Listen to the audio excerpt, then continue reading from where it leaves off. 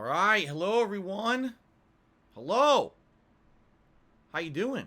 Welcome to the PreStream podcast. I'm Darkside Phil, and just to forewarn everyone, there's landscapers outside right now, and they are making a lot of noise, and they're probably going to be back, and I'm probably going to have to close the window or do something about that. All right. So how you guys doing? Yo, this is great. Immediately, I knew I was just gonna play it off, but I couldn't hold back the laughs at the people reacting in the stream chat. How you guys doing today? Just a normal pre-stream podcast today. Nothing at all out of the ordinary here in Washington State. Here in my recording studio, also known as the spare room in my house. How you guys doing? Welcome, welcome. And today is Wednesday, the 30th of March, 2022. Is March.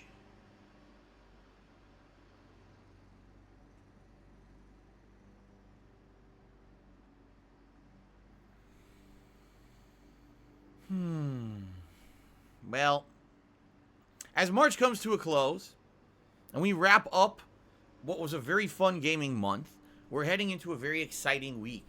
Because this week is the countdown to my 40th birthday. I don't know how you could have possibly figured that one out on your own. Okay? Be right back.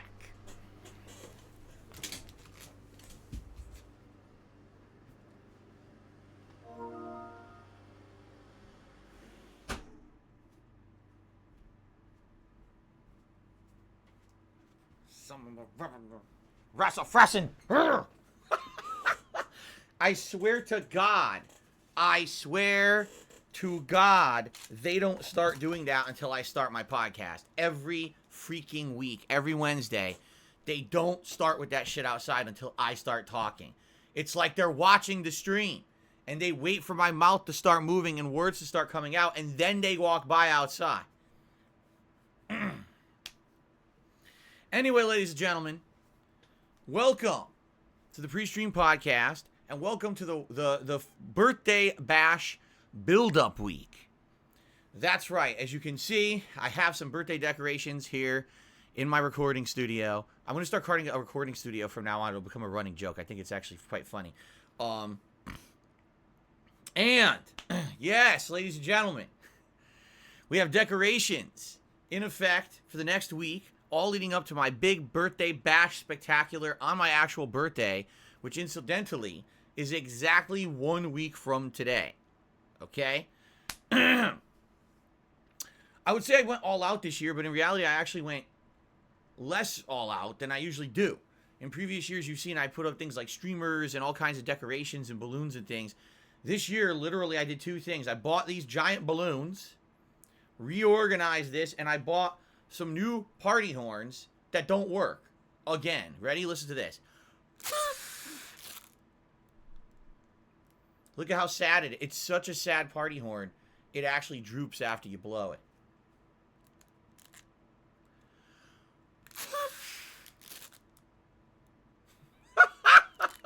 But the good news is I still got a party horn from like 4 years ago, and that one still works. So we have a working one, even though I went out and I bought the new one. It's a piece of shit.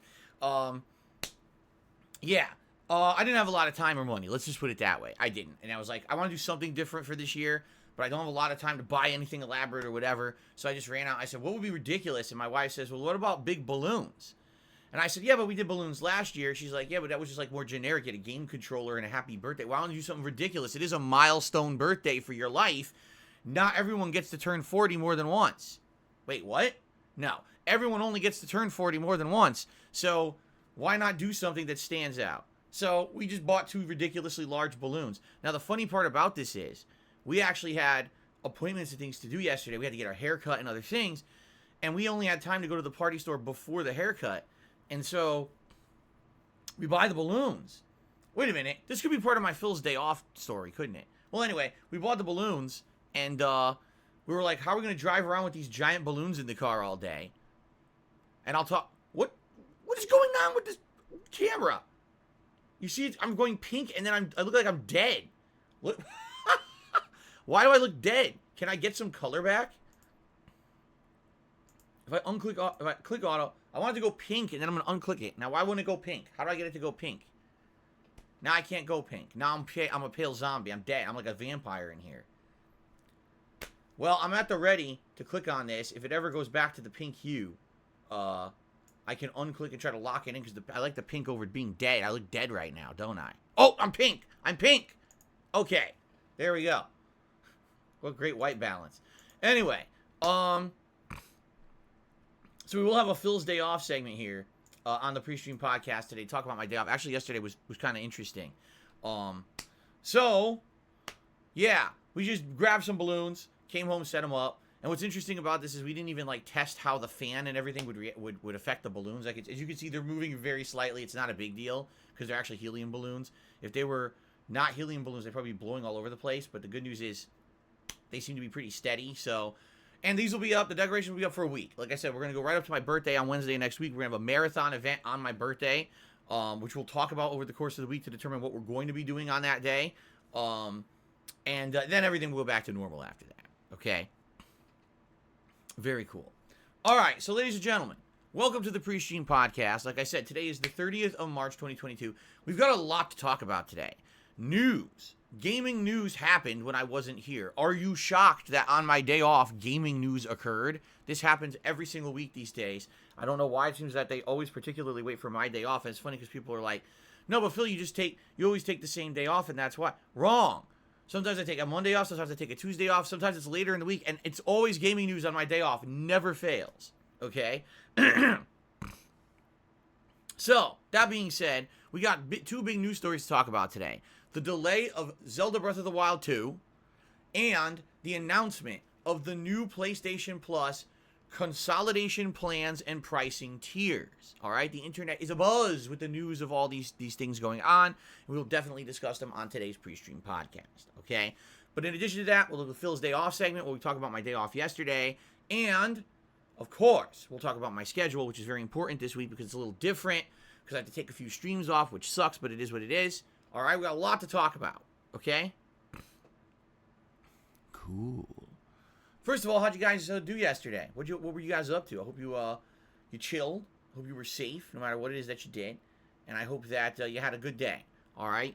If you did happen to get caught up on anything that I was doing here on DSPGaming, I hope you had a good time. This camera is crooked. I just realized. Yeah, look, there we go. I was like, why do I look like I'm on an angle, like I'm on a slant? Now it looks perfect. All I had to do is adjust the camera slightly. There we go. Now it looks good, right? Cool.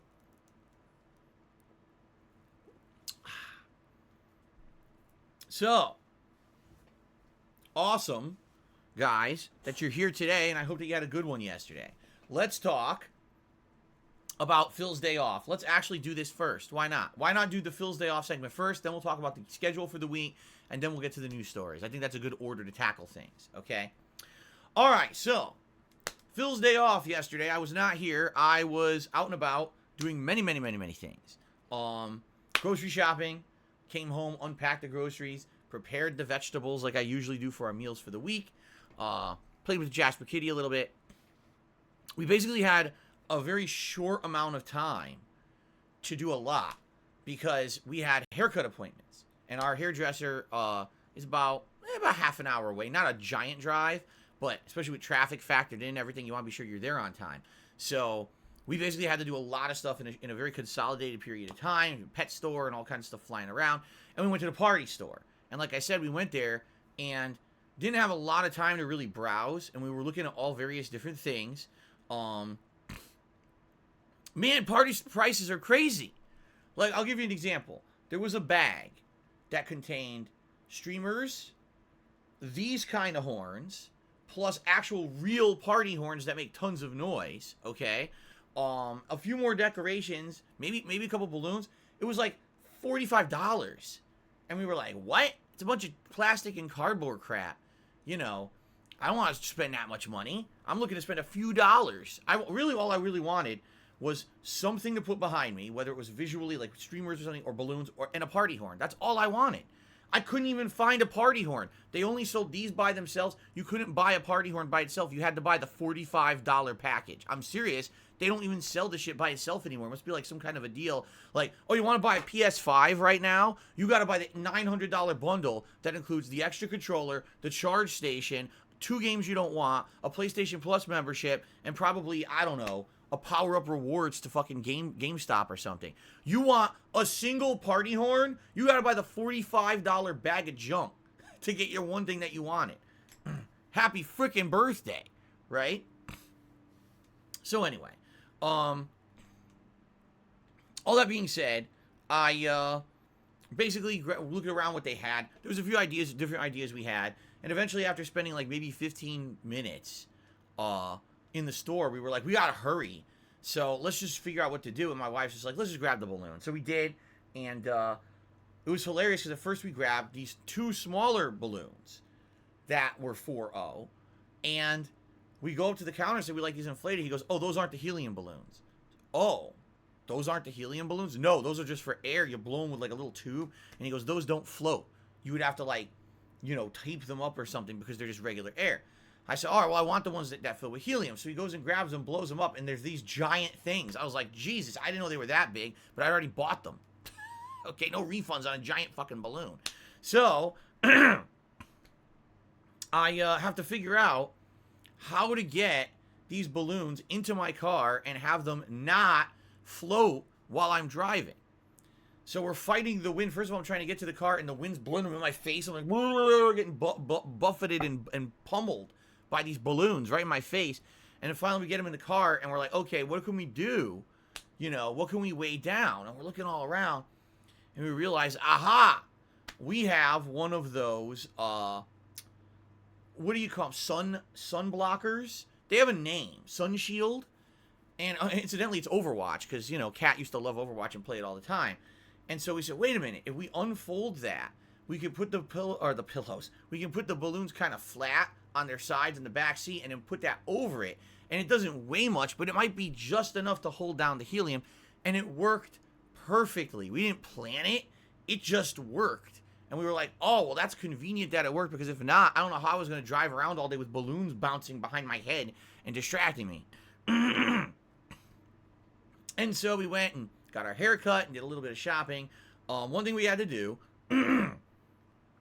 we had to go, and Kat really needed a new pair of shoes. Okay, her shoes were all worn out. Luckily, she doesn't wear shoes like me and wear them for 8 years till they wear out. But her shoes, you know, all worn out. She works retail. When you work retail, you're on your feet all day long, and your shoes tend to wear out really quickly. So her current pair of shoes that she had were all worn out. She's like, I absolutely need a new pair of shoes for work. We got to get one. So we went to a shoe store, okay? And we go into the shoe store, and there's only 2 customers, us and a family.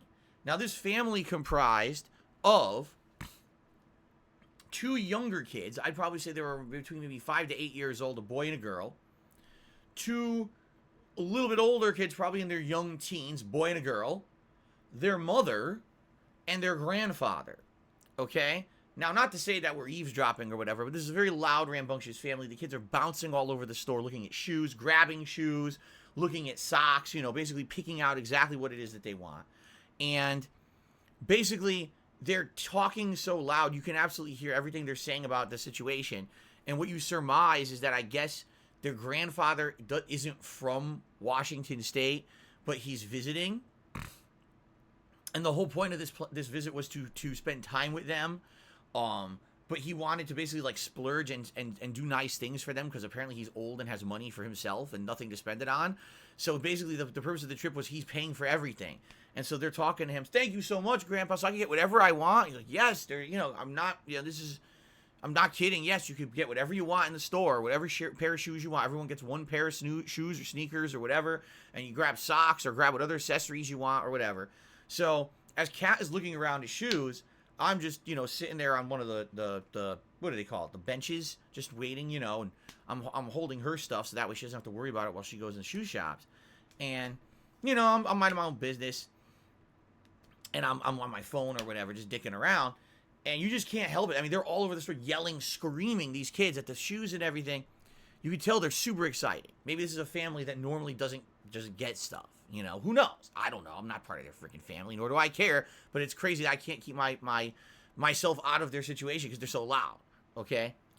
So finally, after about, a while shopping, Kat found a pair of shoes that she had liked. She's like, okay, we're going to check out. When we go up to check out, well, the family is ahead of us. Okay? Now, this family, again, each kid was getting a pair of shoes, 4 pairs of shoes, and a bunch of accessories for each shoe. And by the way, this wasn't a discount shoe store. It's like a regular shoe store. You can imagine how much, these shoes probably freaking cost. Why do I look dead again? I thought that I had put the camera... Hold on a second here. I swear I had put the camera on white balance.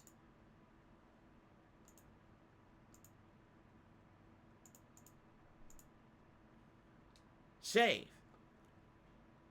I put it so that it shouldn't undo it, and then it undid it anyway.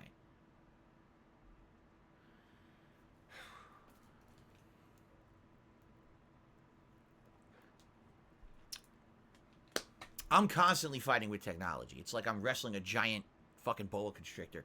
Anyway, so they're checking out. And now, I'm thinking in my head, geez, this must be like, I'm not exaggerating, probably like a $500, $600 purchase, because each kid's buying expensive sneakers or shoes. They're probably like anywhere from $50 to $100, plus socks, plus other thing, little knickknacks and shit that you buy at a shoe store to go with it. And they're all checking out a giant pile of merchandise. They're all plopping it down, scan it. Luckily for us, what appeared to be either a higher-up employee or a store manager walked over to check us out, so that way we didn't have to wait for them to check out, because they were going to probably take like an hour, all right? So Cal starts checking out. And then next to us, they go, all right, here's your total, who's paying? And Grandpa steps up, and he's got his card, and he puts his card in. All right, and they go, okay, and declined. Oh, Grandpa, did you do it again, Grandpa? Did you put your card in wrong, Grandpa? Come on, let's figure this out. So the mother walks over, and they're looking at the card. They put it, is this how you do it? You put it in first? This way? Chip, is it chip back or chip for, like the guy doesn't even know how to use his card. Okay, like he has no clue how to use his card. He's just so confused by modern technology, he doesn't understand how a card reader works. Now keep in mind, you don't even have to use the chip. He could have just swiped if he wanted, but he didn't even understand that. So again, he puts it in, decline. Oh. Huh? This doesn't make sense. So now the grandpa starts to get agitated. He's like, this doesn't make sense. I'm here on vacation. I filled my account with money. Now, it wasn't clear if this is a credit card or debit card, but he's under the impression. He even says it out loud. $80,000. Okay? So, okay. He says he has $80,000 that apparently he has in his account prepared for this trip. Okay? And he even says out loud, no, I went to Walmart yesterday and the card worked, so it has to work. So now, he's fighting. Now they're swiping. They're inserting. Literally after trying 5 times, the mother interjects and says, all right, I'd like to ask you, the employee, how do you use a credit card? The mother asked the employee, how do you use a credit card? By the way, this is in front of the whole family. The kids are standing right there. And you can see their level of excitement that was so high, like extremely high levels of excitement that they were getting free stuff, go from to oh shit, as they very much realized it didn't look like they were going to be getting anything.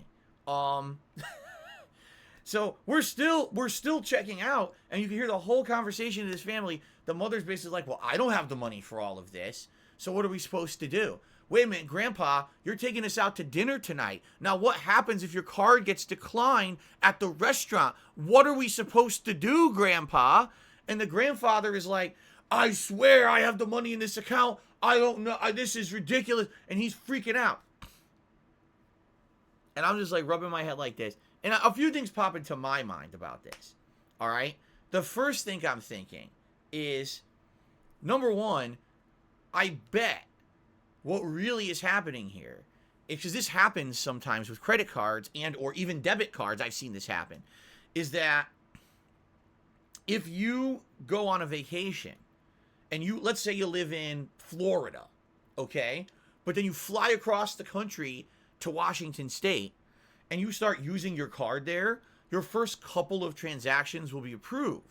But then as soon as you hit a certain threshold, maybe like a couple $100s, the bank will actually just start declining your purchases, assuming fraud, okay? Now, typically what happens is the bank will contact you, Okay, they will. The bank will actually go out of their way to send you an email, call you on the phone, or even text message you. This has happened to me before, where I got a text message, your card was declined, but it was declined because we suspect fraud. Click here or press 1 or respond to this text to approve this transaction, and then rerun your transaction and you'll be okay. This was just done for your own safety or your own good. Okay? So now what actually happens is most people, if they're going to go on a trip, they ahead of time will call their card company or their credit card company, whoever they're planning on using as their main form of payment during their trip, to pre-authorize all of these transactions so nothing like this happens. Okay? But this guy, I mean, just put this into perspective. This guy doesn't know how to insert a credit card into a credit card reader. So do you think he knows about any of this? Or do you think that he has a smartphone with him where he could actively get messages from a bank telling them that they were declining his stuff? So anyway, long story short, we leave. We had already checked out. We leave. We go out. Actually, I take it back. One final thing happened. The using some brain capacity, which is very smart, the person who's working there said, well, maybe what we can do is we can try to incrementally lower the amount of the transaction. Instead of trying to put through the whole transaction, let's try to put through half and see if that goes, and then maybe even smaller. Maybe your bank will approve smaller amounts. So they were trying everything they could to make this guy and his family happy. You know, they weren't being jerks about it. They obviously wanted the business, and they were trying to brainstorm and think of ways to make this go through. Okay? So they were trying absolutely everything. And then we walk out to the car, we put our stuff, we get in the car, we start the car, we're about to leave. And we're pulling out of, and as we're pulling out of the lot, we see the whole family walking out of the store, their shoulders down there like this, and they're all walking with their heads bowed down like this, and they're all walking slowly to the car with absolutely no merchandise at all. I was like, wow, that is fucking sad and depressing and completely preventable.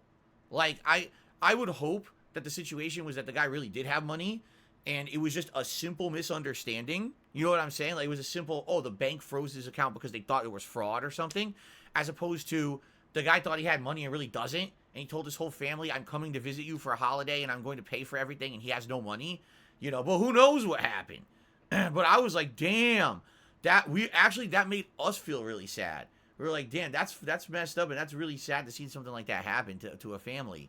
And hopefully, what I would hope is they immediately went to like home, and the guy called his bank and got the issue resolved, and then they went out and had a really nice dinner that night because that's what they were supposed to do. I hope they didn't end up getting like a McDonald's cheeseburger dinner because that's all they could afford. I mean, that's really messed up. So anyway, it was really, really weird. I've never seen anything like that happen before, ever. It was weird. Anyway, so we came home, and we had a good dinner. We actually ordered a sushi dinner. Sushi got delivered, and it ended up being good. We actually have now found a place that if we order sushi, it gets delivered fast, and it's pretty consistently good. And we just pretty much relaxed. We watched someone play some Elden Ring, and then we switched over, and we watched some other shows. Like, we started watching, of all things, Shark Tank, but not the modern episodes. We're watching Shark Tank from, like, 2009, and this is such a weird thing to watch because basically it's, like, so outdated. You know, people go in there, oh, we have an idea for a combination MP3 player smartphone case with a wrap that wraps headphones around it. It's like, in 2022, no one would ever buy that. Like, every iPhone and first of all, there's no such thing as an MP3 player anymore. They don't even exist. And every iPhone and smartphone has their own cases now that are made for them. The whole headphone thing isn't even an issue anymore because everyone has wireless headphones and stuff. But it's just funny to watch this thing. Like, this was supposed to be, oh, we want to start a company in 2009 and we need funding from these investors to start a company. The company would have literally tanked within like 4 years of starting if they even made it because the idea was so outdated so quickly. So anyway, watching Shark Tank old episodes is actually quite intriguing because you get to see some of the weirdest shit from like a decade and a half ago that today is completely just never would fly. And sometimes the investors even take it. Oh, I like that idea. Really? Okay. Let's see how that panned out. Anyway, so we had a more relaxing day. And in reality, for us, the day worked out really well. We did hit all our appointments and things that we had to do. As you can see, we got nice, clean haircuts for the spring, which felt great. We hadn't had a haircut since like early January, and to finally get a nice, clean haircut makes you feel good and refreshed. And didn't have any issues with the traffic or whatever, pretty much, which sometimes is an issue when we're driving around. It was a good day. We had a really good day off. Okay? And by the way, all the freaking game news happened on my day off to talk about on the pre-stream today. So I was like, oh, I have a good amount of stuff to talk about tomorrow. So it was a good day overall. I had a good time. All right, so Phil's day off was a big success this week. Excuse me. Whew. No, I can't stop burping. It's disgusting. Excuse me, everybody. Okay, so, ladies and gentlemen, let's talk about the schedule for the week, because this week is definitely a different week and a weirder week than a usual week, and I want to explain that up front to everyone so everyone understands what's going on and there's no misconceptions and no confusion and people ripping you. Oh, where's Phil?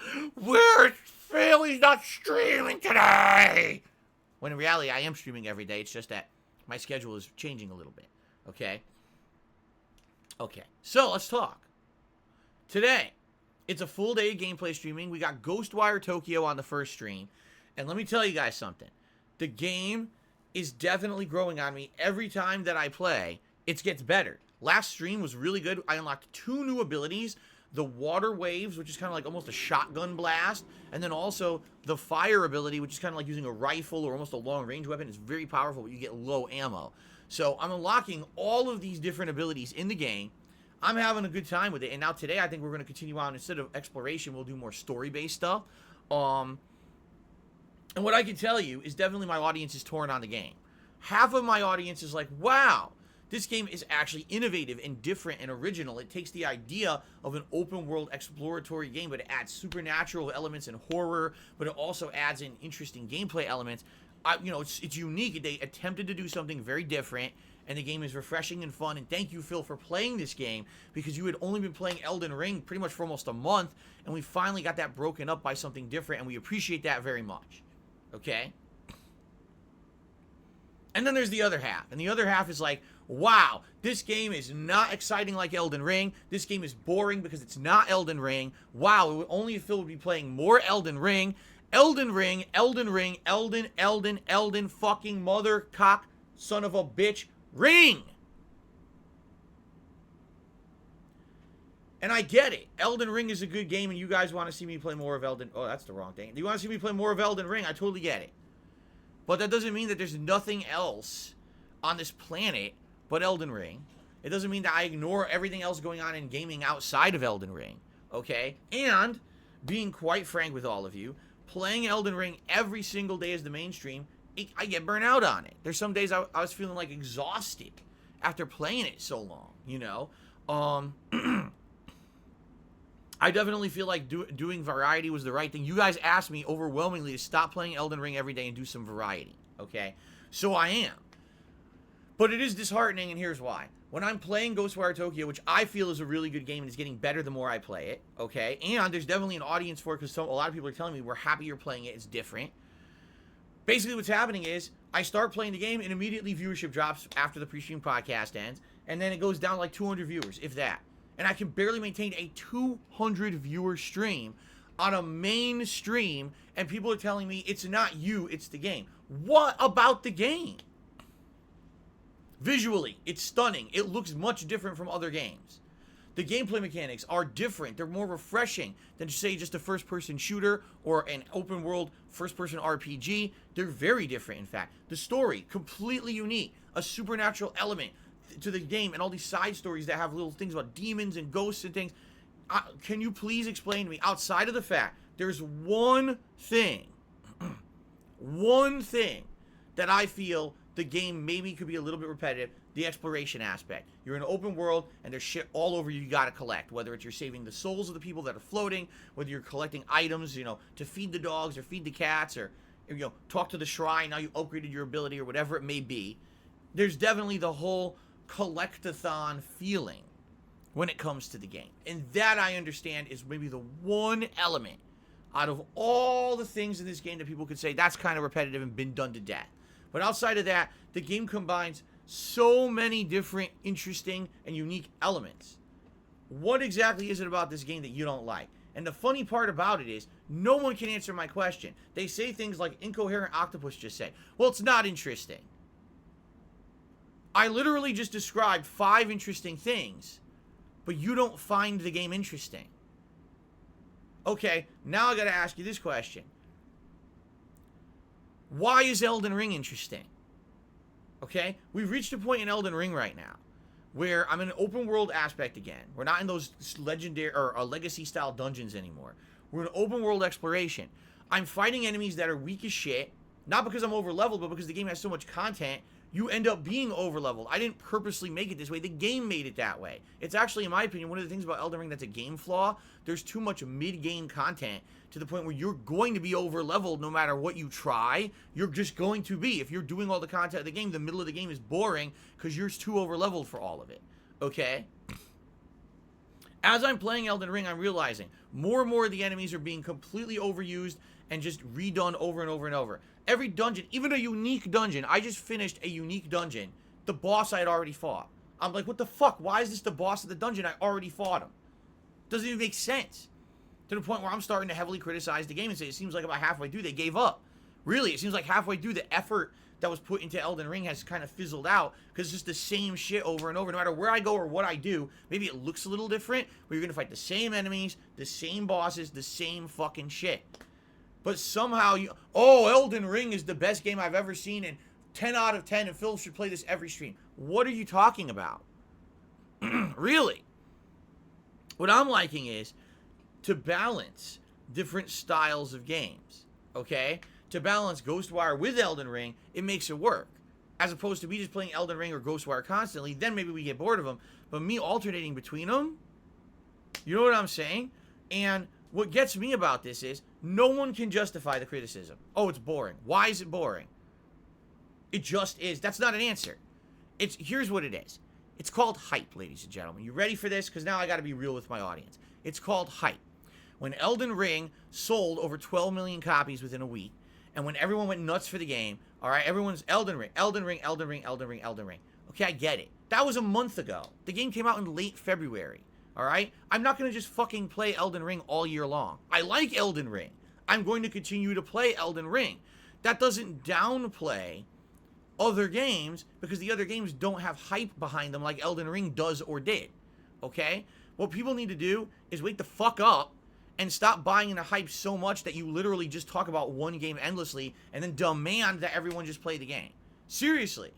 All right? Horizon Forbidden West was not a perfect game. I had many harsh criticisms for the game. But that game is a much better game than people have made it out to be, only because Elden Ring came out a week later, and now all anyone wanted to do was talk about Elden Ring, and that game actually doesn't exist anymore, right? It's actually funny now because it's been over a month later, and over a month later, now people are like, oh, actually, Horizon's good, but we didn't talk about it for like a month because we were playing Elden Ring. But it's like, well, now you're done with Elden Ring, you finally went back and you realized the game is good, huh? Maybe you should have fucking pulled your head out of your ass and actually fucking played more than one game at once so that you could have seen the reality of things, because now, sadly, Horizon didn't sell. Horizon's sales were up here, and then when Elden Ring came out, they went to the toilet and haven't come back. This is going to end up being a game that's an actual sales failure because of hype.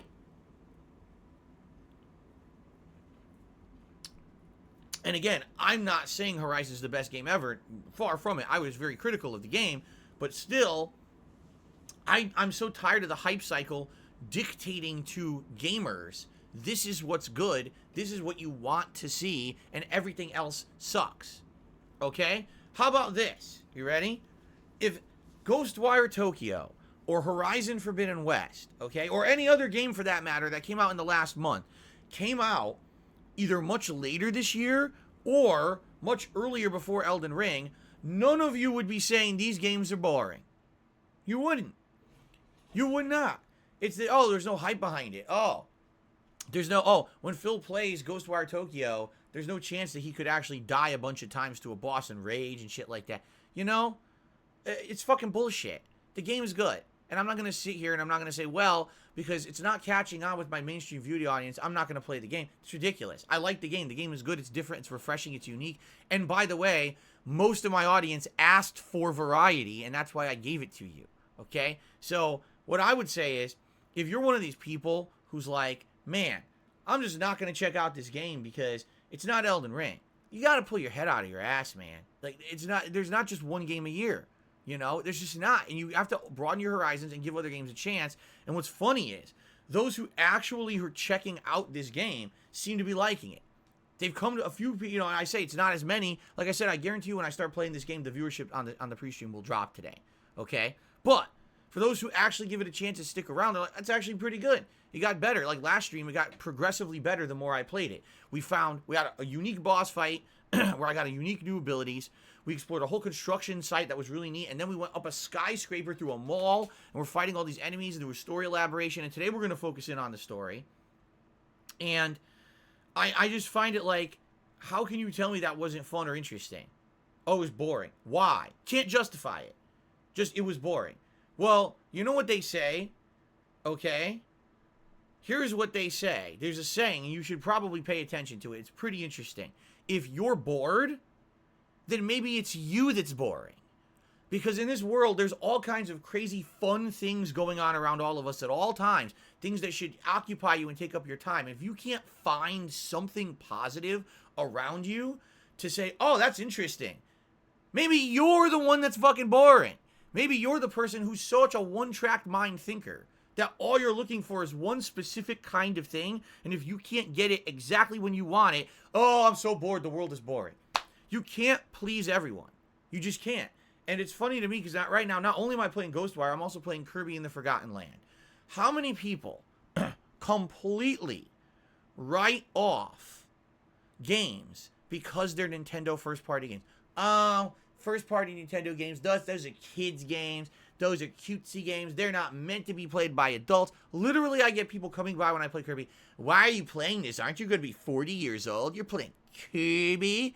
Like, who's the immature person here? The person playing a game, judging it at face value, and genuinely enjoying it, or the person who literally is such dumb and immature, they've written the game off without even giving it a shot because you think it's a kid's game. You have this weird preconceived notion, right? Seriously, this is fucked up. That this is the mentality of modern gamers. And it actually pisses me off because I'm trying to play a variety of games. I'm trying to enjoy a variety of games. After playing Elden Ring for a month, people told me to try different games, so I have, and now you're telling me they're all boring. Well, what would you like me to do?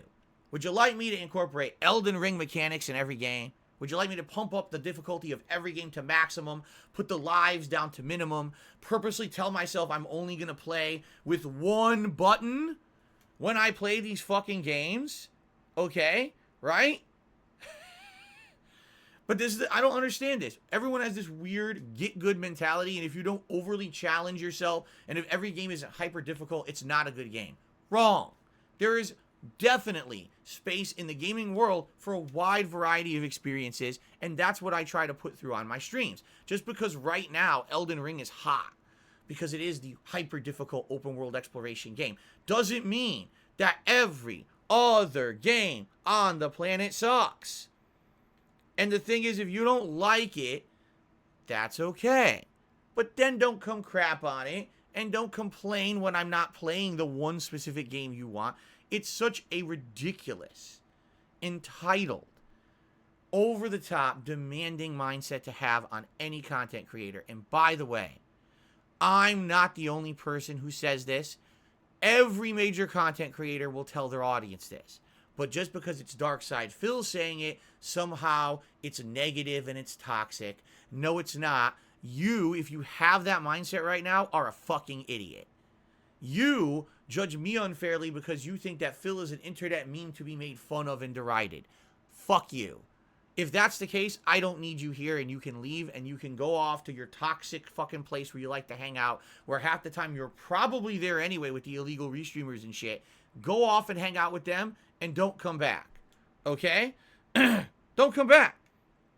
I want to have fun with my viewing audience, and the truth is, okay, if you come and chill with me, and you have a good time with the games that I'm playing, no matter what it is, that's a positive relationship. That's okay. I'm here to have fun with Phil. One day he'll play Elden Ring. It'll be hyper challenging, and he'll rage at how difficult it is, and it'll be hilarious to watch him fail and laugh at his rage. But then the next stream, he's playing Kirby, and he's gelling, and he's relaxing, and it's a different kind of vibe, and that's cool to see different sides of the same kind of content creator.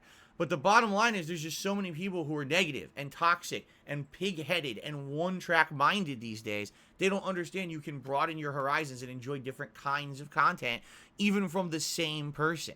All right? And I'm going to be honest, I'm getting pissed at it. I'm tired of it. I want to be able to have a good time with my audience, no matter what kind of game I'm playing. People need to come here for the experience of enjoying different styles of game. Now I'm only here to shit on Phil constantly, because I'm tired of the shitting. I really am. It's okay to shit on me when I'm playing Elden Ring. It's not okay to shit on every other game because it's not Elden Ring, and you can't shit on me because I'm not dying every 5 seconds when I play Ghostwire or when I play Kirby. It's just not acceptable behavior anymore. All right? So enough is enough. I'm not going to take this overwhelming negativity and this big toxic feeling that I get when I'm playing games that aren't Elden Ring. If I see it, you're out. I don't want to put up any bullshit. I don't want to put any bullshit from any of these morons anymore. Okay? So it's okay. If you really don't like Ghostwire Tokyo, fine. If you've actually watched it and given it a fair chance and said, okay, I don't find this particularly interesting, formulate that thought and tell me why. And maybe, just maybe, I'll listen and say, okay, maybe that makes sense. That's a valid criticism of why someone might not like the game. I like it, but you don't. I've seen none of that. Literally, I've seen none of that. The one criticism I can say of the game, it has that collect-a-thon aspect to it where you're open world exploring. You got to collect a lot of shit. Outside of that, everything about this game is unique and interesting, and no one can tell me a reason why it's bad besides, oh, it's not Elden Ring, it's not challenging enough, you're not dying every 10 seconds. So you're an idiot. Okay, thanks. So you don't like the game because you're an idiot. I understand now. Thanks for that justification, because that's exactly what you're saying if that's how you say it. Okay?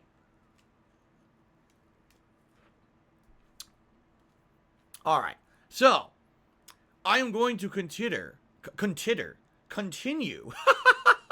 I'm going to continue to play Ghostwire Tokyo and balance it with Elden Ring. It's not going to change. I would urge you, okay, please check out the playthrough of Ghostwire Tokyo. All right? If you have not, if you have and you've actually formulated an intelligent opinion that you don't like it, great. Thank you for doing that. Please don't shit on the game constantly as I play it.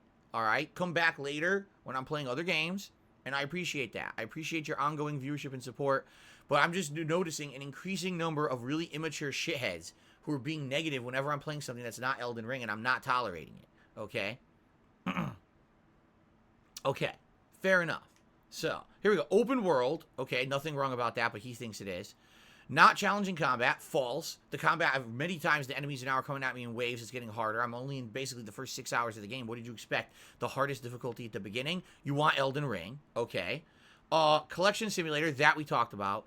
ZZZ story. We haven't even gotten into the meat of the main story yet, and the side quests are actually interesting. Repetitive enemies in combat. Okay. Because we're in the intro to the game. We're actually starting to see more interesting enemies now that are tougher and more unique. So what you're telling me is, you watched me play it for 5 minutes, you saw something for 5 minutes that you thought wasn't Elden Ring, you didn't like it, so you left, because it's not Elden Ring. Okay, I got you. Thanks, JH, for your feedback there. Understand. Okay.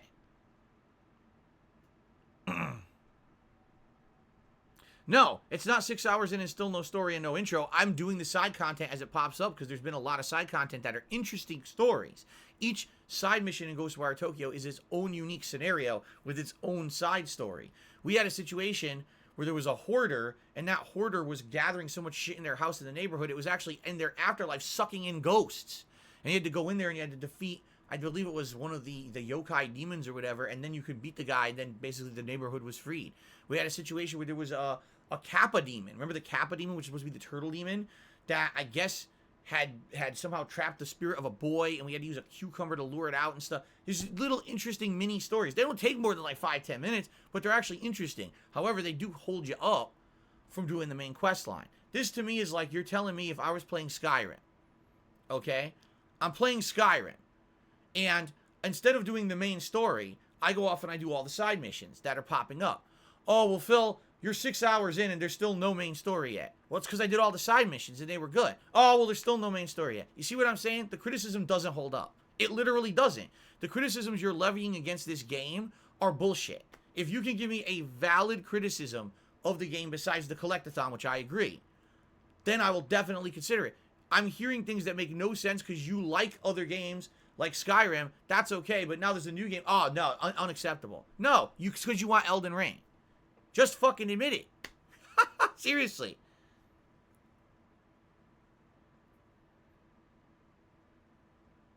Okay. Anyway, I think I'm done ranting about this now. Seriously.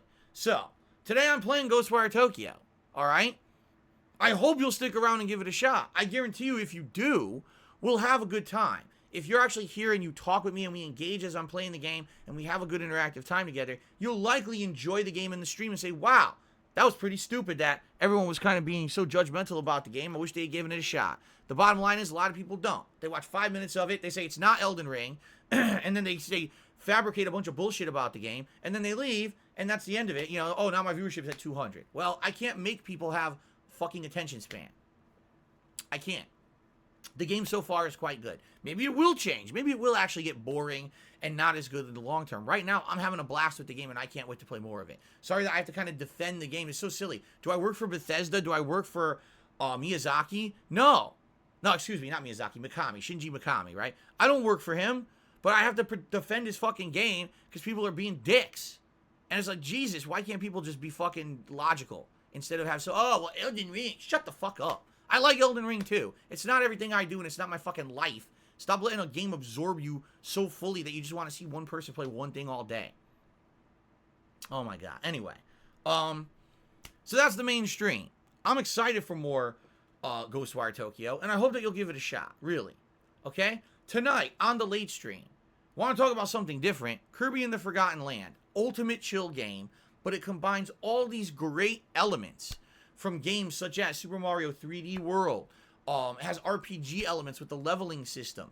It has really cool puzzles. The one shortcoming of the game is the graphics. It runs on the Switch and it runs crappy. It gets choppy sometimes. And I don't understand that Nintendo thinks this is acceptable. But outside of that, this is probably the best Kirby game I've ever played. I'm having a great time with it, and those who actually are attending the Kirby streams are liking them too. I hope you'll give that a shot tonight, 6:45 p.m. Pacific time. And if you're looking for chill, that's where you're going to find it. That's where you're going to find the ultimate amount of interaction with me, having a good time, just sitting back, relaxing, and gelling with the game. Okay? Now, for those of you who want Elden Ring, you're getting it tomorrow. I'm doing a major stream of Elden Ring on the main stream tomorrow. We're going to have progression. Right now, if you remember, we were in the Altus Plateau. We were exploring up and around all these caves in this valley. We went down to a lake and did a bunch of optional stuff. Then we went up to this big legacy optional dungeon, and we just fought a boss that was insanely underwhelming because I already fought him. I don't understand how you have a giant legacy dungeon that's supposed to have a story behind it, and the boss is someone that they threw at you earlier in the game. It didn't make any sense. It was really poorly game designed. Just being honest. The more I play Elden Ring, the less I'm liking the game design in this second half. It seems like they ran out of ideas. Okay? But let's see. Maybe there will be more interesting stuff. Okay? So I hope you will join me for that tonight. Or tomorrow. Excuse me. That's the main stream tomorrow. Now, tomorrow night, Thursday night, there is no late night stream. I'll explain why in a minute. Friday, it's going to be another full day of Ghostwire Tokyo and Kirby. Saturday, Elden Ring will be the main stream again, and there will be no late night stream. Okay? Now, my plans are that I will still be here Sunday and Monday, so that would make it a 6-day streaming week for me. Tuesday would be my day off, and then I return on Wednesday. That's my big birthday bash marathon celebration. Okay? Let's talk about that. So, Sunday and Monday, if things go according to plan, Sunday would be a full day of streaming, again, probably Ghostwire and Kirby, and then Monday would probably be Elden Ring and maybe some Skyrim to end the week. But I can't guarantee that, because here's what's going on. The reason I need to take the night streams off this week is because I need to do my taxes. Usually, I work on my taxes in February, okay? This year was a monstrous exception, because if you didn't notice, this is one of the busiest gaming years ever in the early year. Never before have we seen this many high-profile AAA must-play games early on, and the games were insanely lengthy. Whenever have I played a AAA game and said, oh, I'm 70 hours in and we're halfway through? Maybe Persona 5. That's about it. So we're in a very unique situation right here. Excuse me. We're in a unique situation right here where, because of that, I haven't had a chance to take any time away from my streams. I've been streaming non-stop for 2 straight months with 1 day off a week to do my errands and stuff, and I haven't had any extra time to really take away. And by the way, I'm backlogged. It's not even like, oh, I'm finally now in a situation where I caught up. I'm backlogged. I didn't play WWE yet. I skipped Strangers of Paradise. People want me to go back to Dying Light 2. Lego Star Wars comes out this week, and I'm purposely not playing it yet. You see, I'm so backlogged. So I have to take time away to do this. I have to. It's required of me. It's, you know, the feds are going to be on my ass if I don't. So I got to work on it a couple nights this week. What I'm hoping is that between tomorrow night and Saturday night, I have enough time to do it and get it done and get the data to my tax guy and everything's good. But it may not go that way because it all depends. And this year it's actually going to be harder for me because there's other factors involved like the identity theft and shit that happened to me last year. All this stuff has to be factored into the whole equation and it may take even longer than usual. So what I'm thinking is I'll leave even another night open if I need Monday night open as another night to sit down and do the you know, all this data gathering and number crunching or whatever. I will purposely leave Monday night open as that possibility, okay? And we'll see what happens. Okay, so the week is Ghostwire and Kirby, Elden Ring, Ghostwire and Kirby, Elden Ring, and if everything goes according to plan, Ghostwire and Kirby and Elden Ring. But there's no guarantee because we might actually have to have other things happen there, okay? We'll see, all right? Now, let's talk about my big birthday celebration exactly 1 week from today. Okay? 1 week from today, I'm doing a marathon. That marathon will be one of two things. Either I will do a series of Game Pass games on the Xbox Series X, games that I've already started up and you guys have enjoyed. Games such as Serious Sam 4, One Piece Pirate Warriors 4, possibly I Am Fish, or Outer Wilds. That's just to name a few, because I got like 5 or 6 different Game Pass games on there that would be available to be played. Now, the good news about this is there would be massive variety, okay? But the bad news is it would take away from me doing all the normal playthroughs that I've been doing, and it's just going to put me further into a backlog, all right? The other option is that I can play all the games I've actually already been playing and play them in segments so that I make progress in everything, and that would include Elden Ring, Skyrim Anniversary Edition, Ghostwire Tokyo, and Kirby. All right? Those are the two options. There are no other options. Those are the two we're going with. We have a week to figure this out. What I would like to do is take in your feedback on what you would like to see. I can tell you right now, it's a split right now. I talked about this a couple days last week, and people were on both sides. Some people were like, man, you're doing enough of the games you're doing. Do some variety. While others are like, dude, you're not doing enough of the games you're doing. You're just going to put yourself into a bigger rut. Play the games you've already been playing. And I'm seeing different rationales on either side. So, let's see what happens. Okay? Let's see what happens and we'll go from there. Fair enough. But give me your feedback. That will help my decision. Now, something else that's happening that day is Feasting with the King, where I sit down and have a full meal with you guys. Usually it's a cuisine that I'm not used to eating or something that's like out of the ordinary for me. The options will be as follows: Thai food, Vietnamese food, barbecue. Those are the 3 options this time. So we will have a big poll. You guys will vote on this poll on the community tab of DSPGaming starting later this week. All right, not yet. We're going to have it be a little bit later on in the week, more towards the weekend. And you guys will vote, and we'll see what cuisine you want. And then live, first thing, when we start up that marathon on my birthday, we will order food together. And see how it goes. And hopefully we'll see what, you know, the way I see it, think of all the different things. Thai food, man, they got some really good noodle dishes, fish dishes. It could be a good variety of stuff. Vietnamese food, pho is outstanding. I've never had a banh mi sandwich, but I've heard many great things about it. I would love to try that. Barbecue, are you shitting me? Everyone loves barbecue, and there's so many different things you can get from a barbecue-style restaurant. Chicken, ribs, you know, different kinds of meat and cuts and marinades and all kinds of stuff. Pulled pork, oh my God. And the sides, holy shit. So anyway, interesting. We'll see what happens, but that poll will go live later this week, okay? And if all goes according to plan, my wife will be making me a birthday cake for my birthday, and we'll be having that first piece of cake together live on stream as well. All right, so let's see what happens. Hopefully, things go according to plan over this week, and I'll be able to let you know a little bit more about, like I said, how things are going with what games we're going to be playing, when the poll's going live, and all of that, okay? All right, one final thing, all right? One final thing. We're at the end of March. That means April's right around the corner. And a new month means a new goal for memberships. This month, we didn't even have one. Did you guys even know that? I didn't even have a goal for memberships. People were like, well, what's the goal? I don't know. Maybe we'll just do viewer's choice or whatever. To be honest, I was very, very demotivated this month about memberships. Everything else I was great. Engagement, views, everything else was good. Support was outstanding this month. Don't get me wrong. But this, I don't know what to do with this because YouTube won't help me. If YouTube won't make an effort to make memberships more appealing for streaming, I can't do anything about it. I've basically exerted as much as I can out of that service, and I feel like I've hit a wall. So, based on your feedback, okay, I am going to be doing something completely different in April. Something you will never expect, something completely outside of my comfort zone I've never done before, and it's going to be the goal, if we hit the members goal for April. If this does not motivate people to become a member, I might actually give up. I mean that. Like, this is the most different and original thing that I have ever offered for a goal on any of my content or streams. Never before have I done this.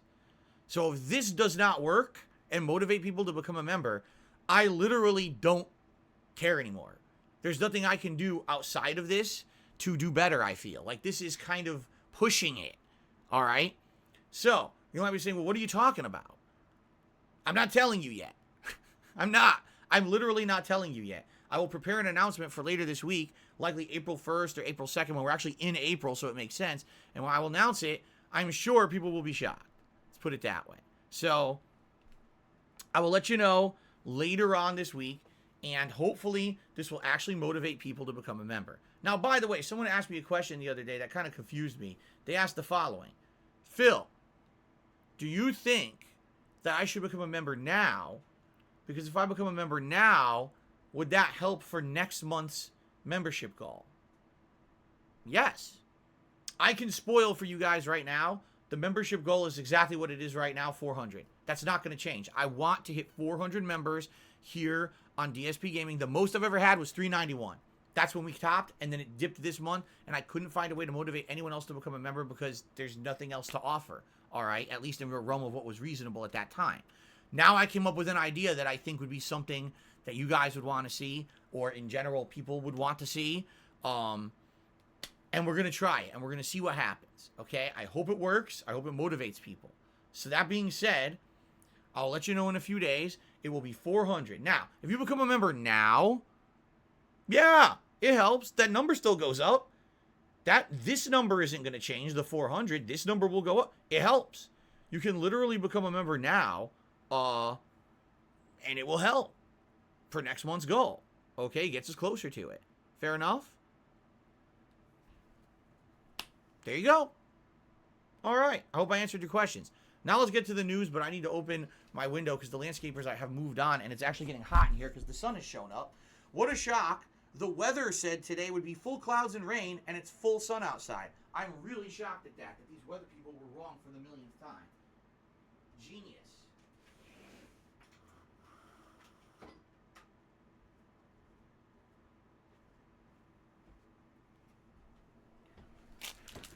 Okay. Much better now. And there it goes.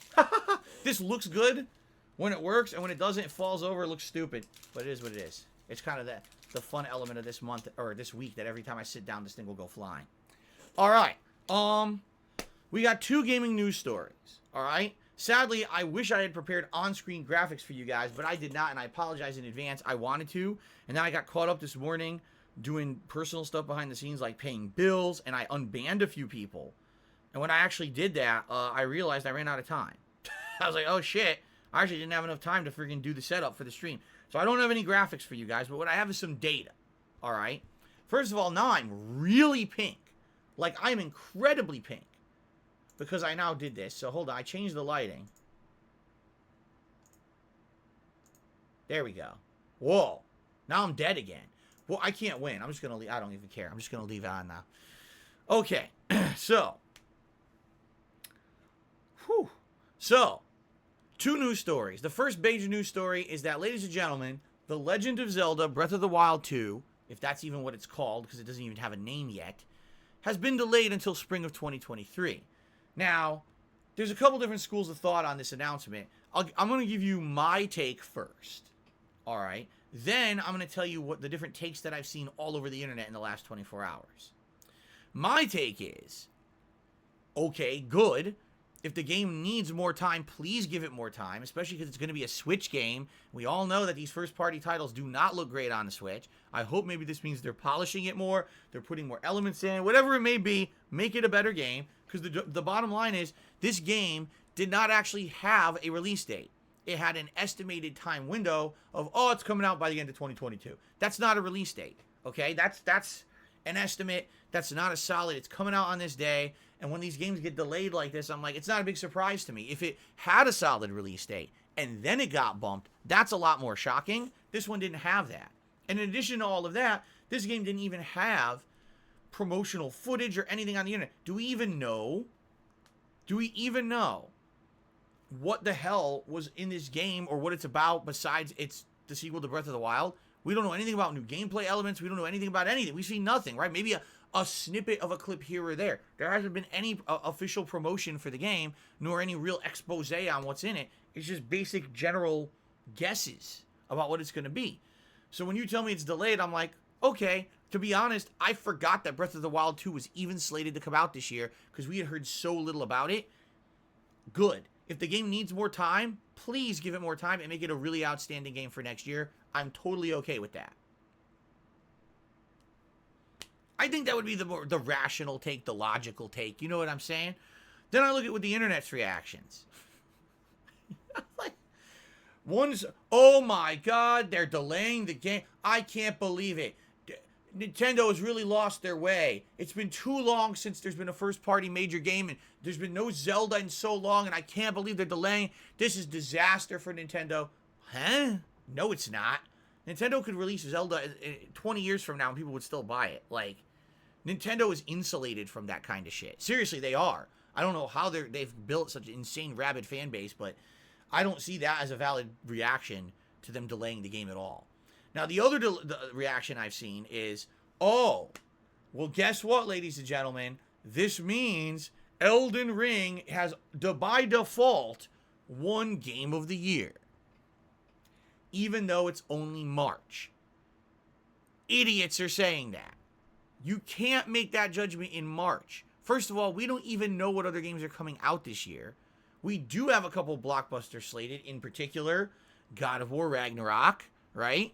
So you can't make a giant statement like that not knowing what else is happening in the rest of 2022. In fact, we're on the cusp or precipice of all the digital events actually starting to happen that will explain what else is coming out in 2022. How can you possibly make a statement like that Elden Ring is Game of the Year just because Breath of the Wild 2 isn't coming out? Oh, by the way, we didn't even know what Breath of the Wild 2 was yet.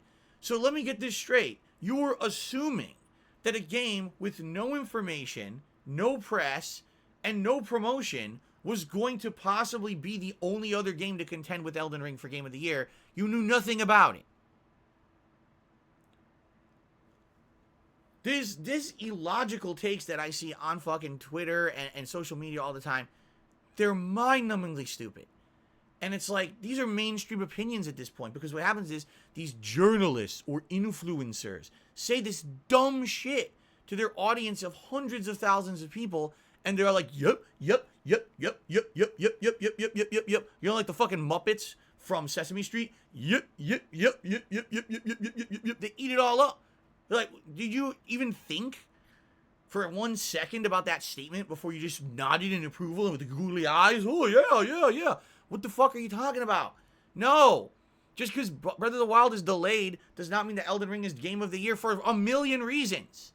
Is Elden Ring a groundbreaking game that's probably the best game FromSoft's ever put out? Probably yes. Does that mean it's Game of the Year by default in March? No. Anyone with a brain knows that. But apparently a lot of people don't have a fucking brain. Okay. Now, the other news story that came out is the big one. So let's take a good amount of time to talk about this one. Okay? Let's do it. PlayStation has finally announced the highly anticipated new subscription-based services for Sony consoles.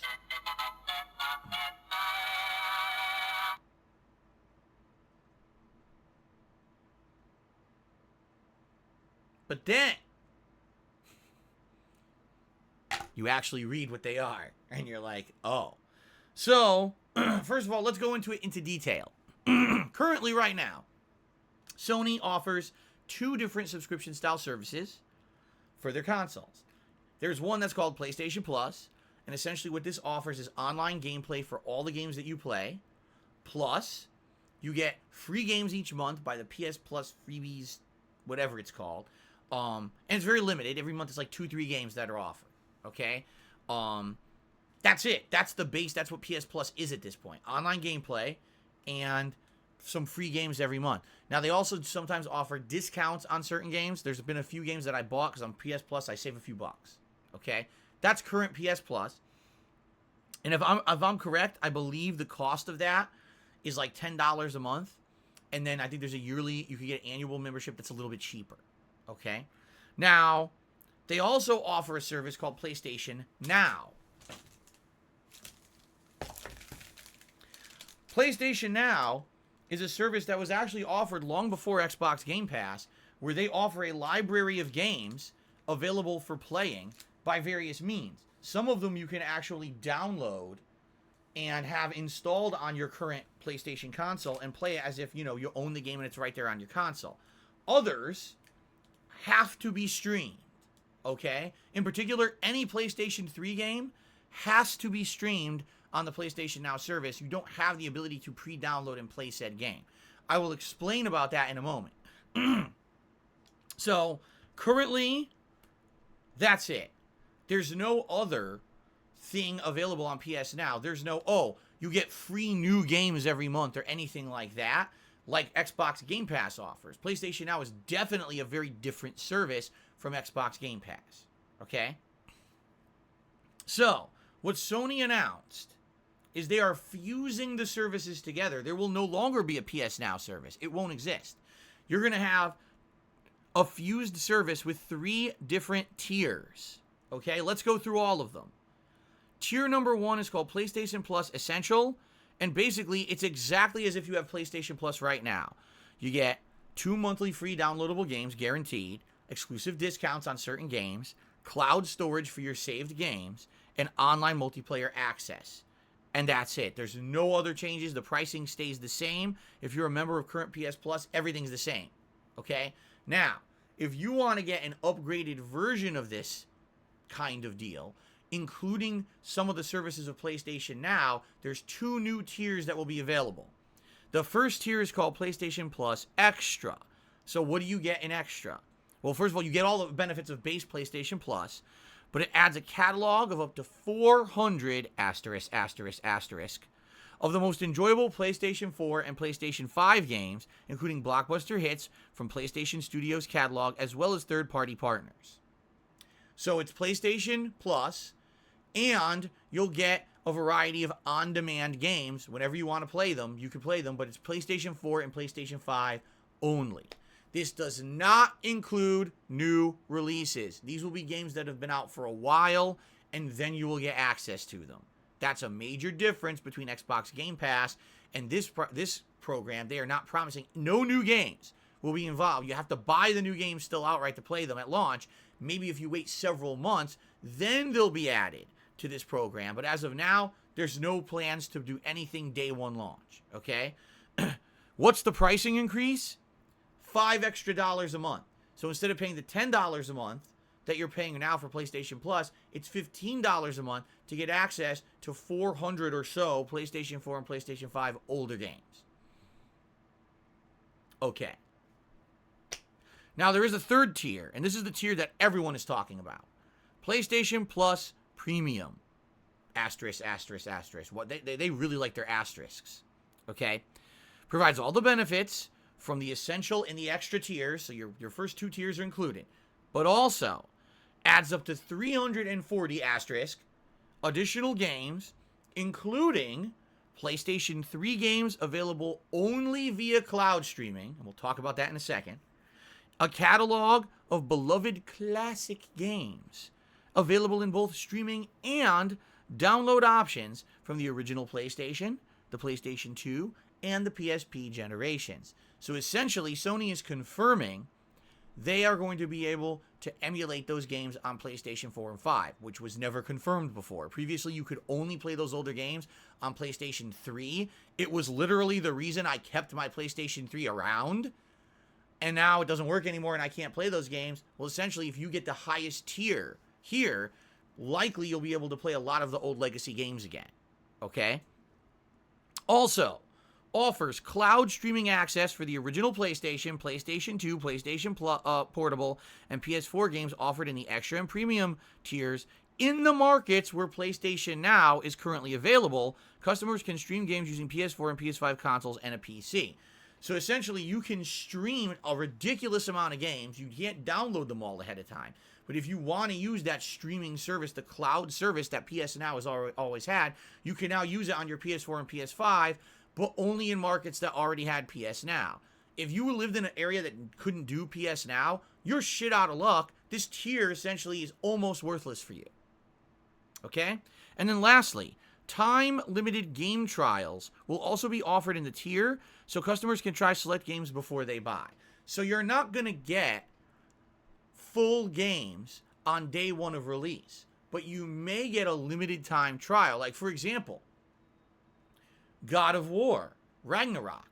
You may get a 1 hour trial if you're part of this top tier, all right? And people might like that, you know what I'm saying? Like, actually getting the fact that you get to play a little bit of the introduction of any new game could convince them to buy the game. Now, the thing is, they used to actually offer demos for free. You didn't have to pay for them. Apparently, we're going back to the dark ages. We're back in the 90s. You had to buy a gaming magazine that had a demo disc in the magazine, so you paid to get the demo. A lot of people just paid to get the demo disc. They didn't even care about the magazine. They took that and they threw it in their bathroom and wiped their ass with it for toilet paper. They only cared about having the demo disc, okay? So it's like you're going back to that. You're going to be paying extra money a month to access to the demo. So this premium program, just listen again, PlayStation Plus, you get access to, okay? Also, a library of PS4 and PS5 games, but they're older, you'll get access to. You'll also get access to a library of classic games from older consoles that could either be fully downloaded or streamed, with the exception being PlayStation 3. If you want to play any PS3 game, you must live stream it from the cloud. But this is only available in territories where streaming works. If you're not in a territory where streaming works, you can't get this feature of this level, okay? And then lastly, there will be game demos for new games offered. That's a lot to absorb. There's a lot of information there. Now, excuse me, what I would say is, first of all, wait a minute.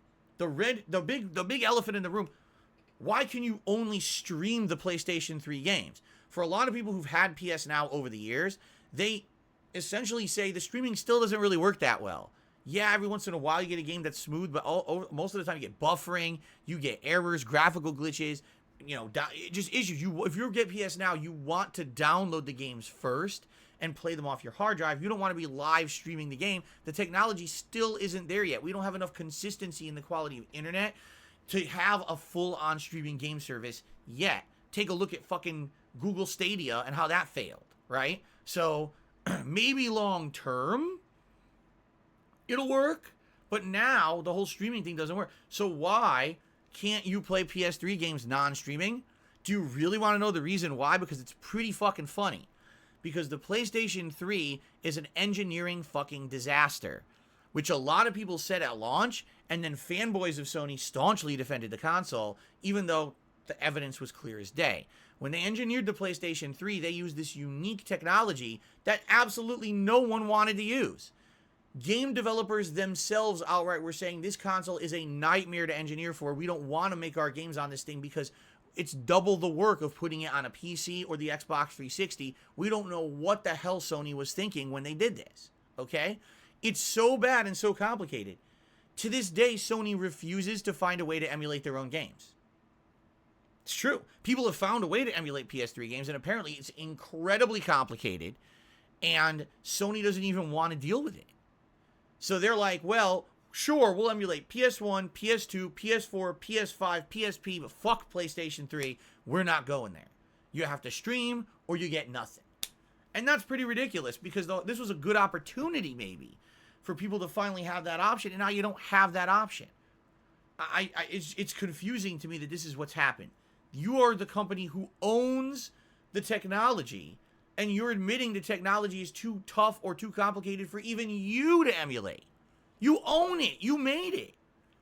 And the era of PS3, I was very critical. Remember, that era of consoles, I was staunchly on the side of Xbox and the Xbox 360 because I felt the PS3 did so many things wrong. Yes, the engineering of the console was wrong. It made it too difficult for these companies to develop for it. Having the built-in Bluetooth was a terrible idea. Here's everyone on Xbox enjoying voice communications and party chat and teaming up and communicating when you're playing game. Then you go to play a PS3 game online and you hear, and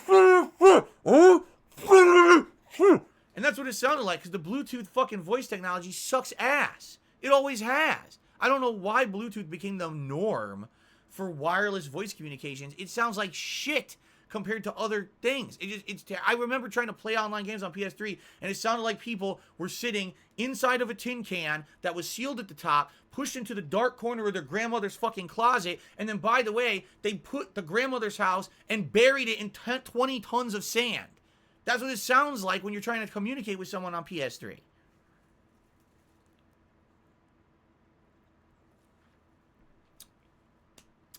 Of course, let's not even get into the fact that the 6-axis technology that was literally dumped within like 6 months of the console's launch because absolutely no one liked it at all. There were just so many missteps with the PS3. Funny part was the console was a good console, and look at the games that came out near the end of its life cycle. You know, Uncharted 2, The Last of Us 1, masterpieces. These games looked gorgeous on PS3 by the end of its life cycle, but it took a long time to get there because of all these hardships people had making games for it because they fucked up the console so bad, okay? So what I find funny is that Sony literally saying, we'd love to give you what you want, but we're not even going to go there. It's too tough. You own it. You are the ones who should not have a hard time doing this. You can't do it.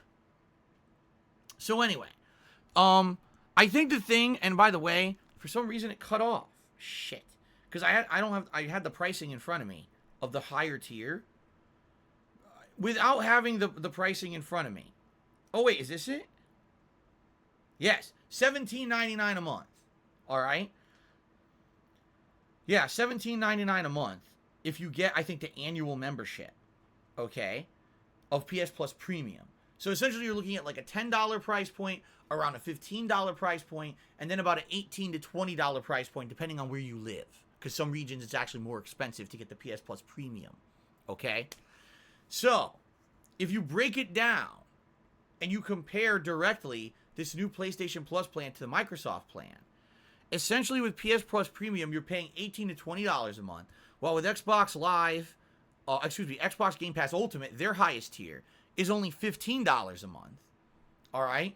Are you getting access to all these cool classic games? Yes. Are they promising you that those games run better? No. In fact, quite the contrary, they're just emulating them. In some cases, they're not even emulating them, they're just streaming them. They have not optimized any of these games to run any better on your PS4 or PS5. You're going to get essentially the same situation that I had on PS3. When I was playing the classic games like Silent Hill 1 or the old GTAs, it was lag city. Your inputs are delayed, the graphics look like shit, absolutely nothing's been updated. It's an old game running on new hardware. Old versus new does not work. It doesn't jive. It ends up having a bad gameplay experience. Yet, this is what Sony is offering.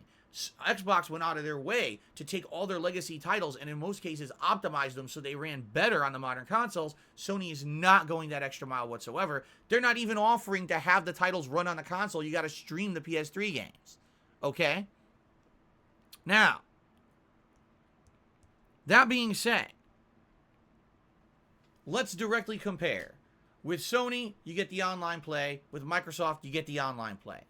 With Sony, you get a library of classic games. With Xbox, you get a library of classic games. They don't run the same, but they're still offering libraries of classic games, okay?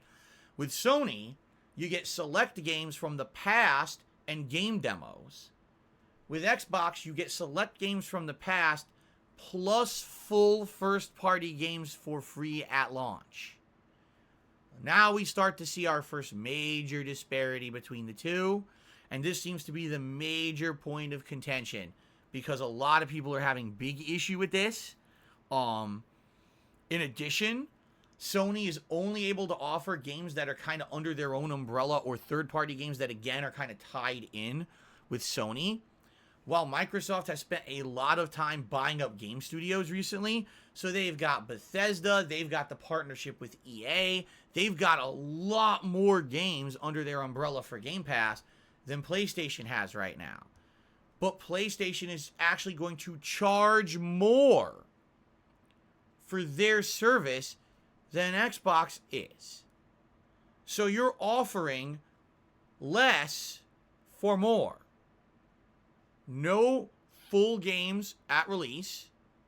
No updated versions of old games. Can't even fully download the old games to your consoles. You understand what I'm saying? You are obviously the reason that Sony is doing this is because they're trying to compete.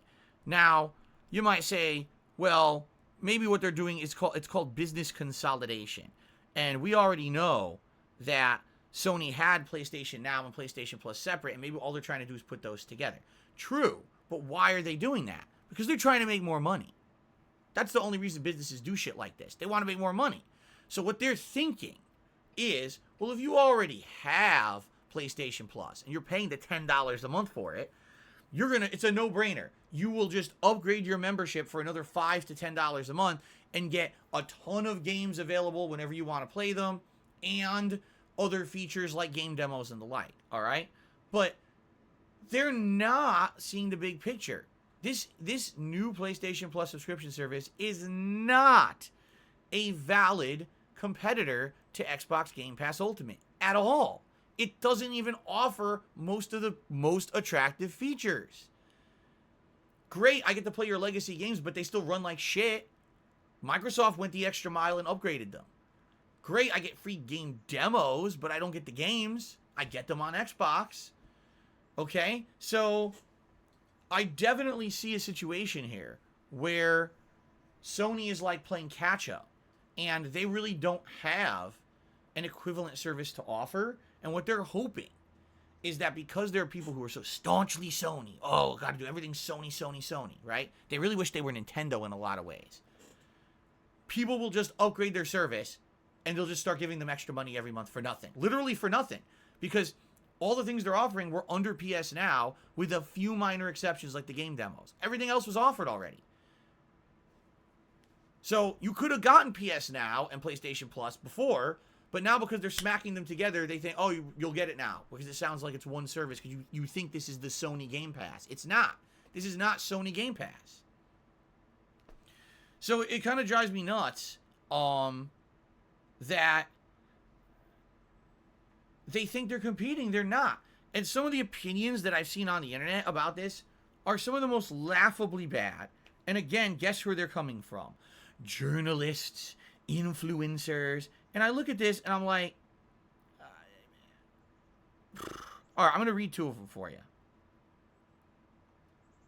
Just listen to this word for word. I'm perfectly fine with subscription services not having day one new releases. I'm happy to pay for games that I want to play on release. And I'm happy to wait for others to hit subscription platforms later on. It's nice that Xbox does this, but Sony's platform will do just fine without it. Well, yeah. If there's a good game, I'm willing to pay for it at launch. But if there's a service offering me those games for free at launch for a subscription fee, and there's a giant value for me, that's better. Right? I mean, this is common sense. Again, this is common sense. I'm willing to pay for the games. Good for you. But if someone's offering to give you the game for something you already are paying way less for, go with that. You know what I'm saying? Like, he's trying to play it off like, oh, well, it's okay because the Sony games are good and I'm willing to pay for them. Good for you. But on the Xbox side, people are getting good games for free. So what does your statement have to do with reality? Besides the fact that you're trying to downplay the fact that this new subscription system sucks, right? You have no point. Apparently, competition and value is bad in the eyes of these Sony fanboys. Bad. I'm going to read you another one. Game Pass completely transformed the perception of some gamers, and it's made them terribly cheap and entitled. It's a change that I personally hate in our community. Gaming is all about supporting the game that you love and owning it, sharing it. I'm glad that PlayStation isn't doing that on day and date. You're glad that PlayStation is making you pay more money to play a new game on release day. You're glad. You are a moron. I don't know what else to say.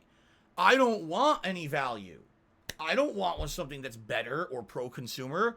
I'll just pay more because I feel that the rich people who run these major corporations aren't rich enough and they deserve more of my hard-earned money for the same gameplay experiences. So I'll just pay more because I'm stupid.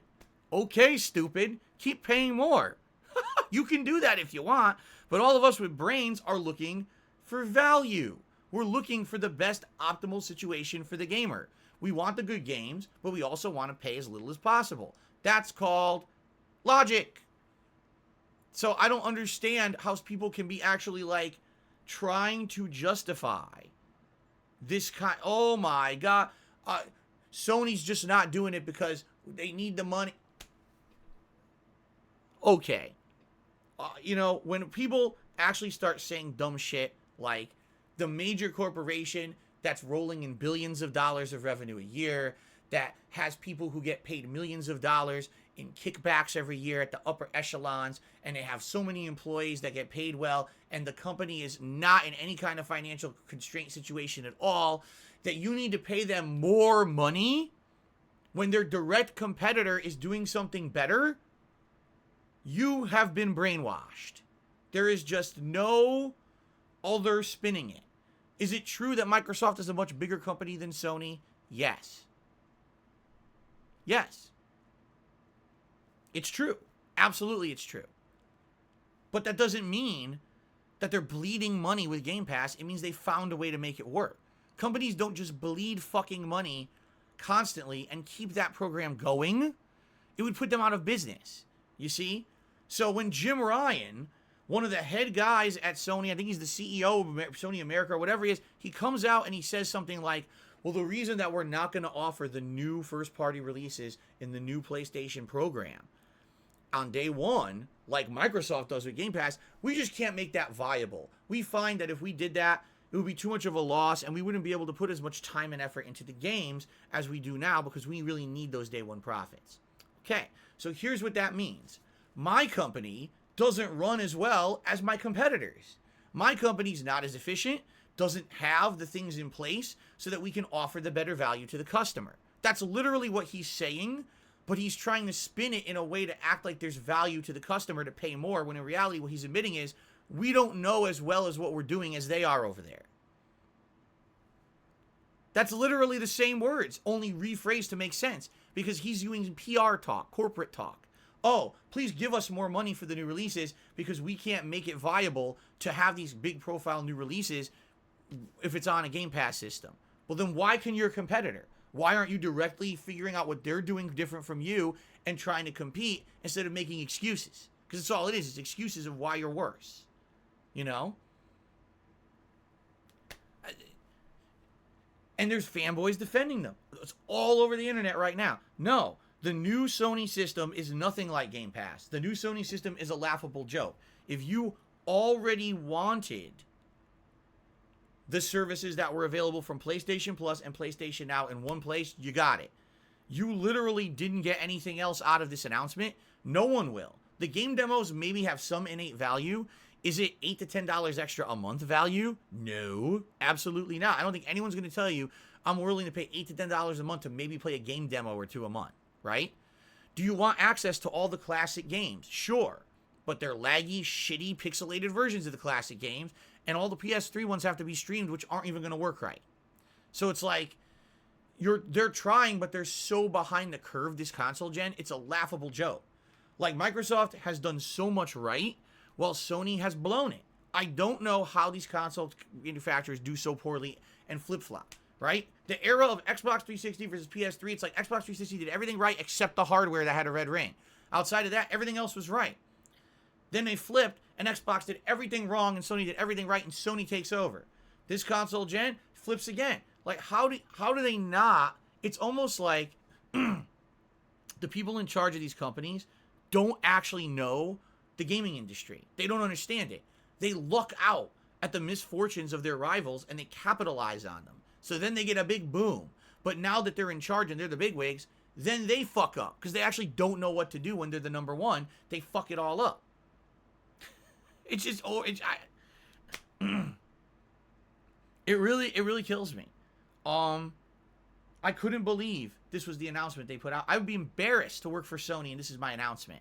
This is not even a shred of the value that Game Pass provides. It's not. It's not even close to being the value that Game Pass provides. And it's more expensive.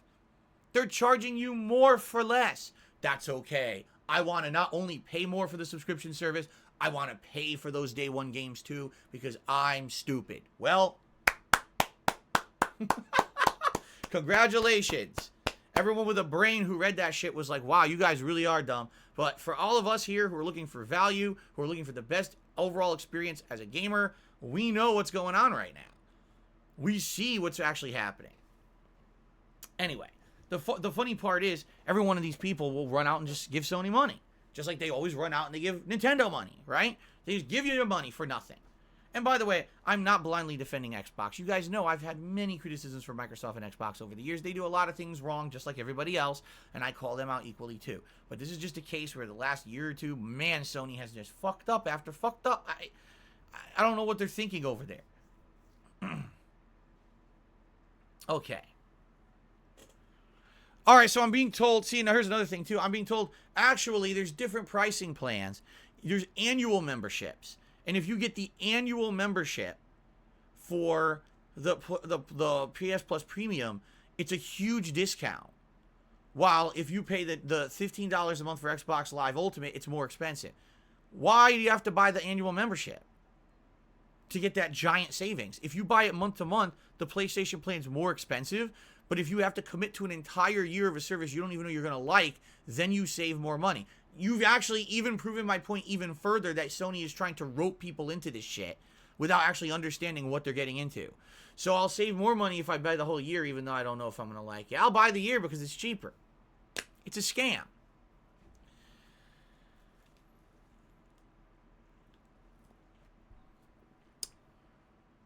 Anyway. Ridiculous. Do I not know the concept of buying in bulk? Of course I do. Physical goods where it makes sense. Digital goods buying in bulk, there's no such thing. There's no difference of I bought the year plan or I bought the month-to-month plan. You're getting exactly the same service delivered in exactly the same way at exactly the same cost. They're joking you or fooling you into thinking there's a value buying in bulk. The bulk value comes in physical goods when actually buying it in bulk at one time creates logistical savings. But you don't understand that because you don't understand business, Laura. Sorry. Okay. Ladies and gentlemen, we went really long on this pre-stream. Let's get to shout-outs so that we can eventually get to gameplay. Okay? Holy shit. Okay.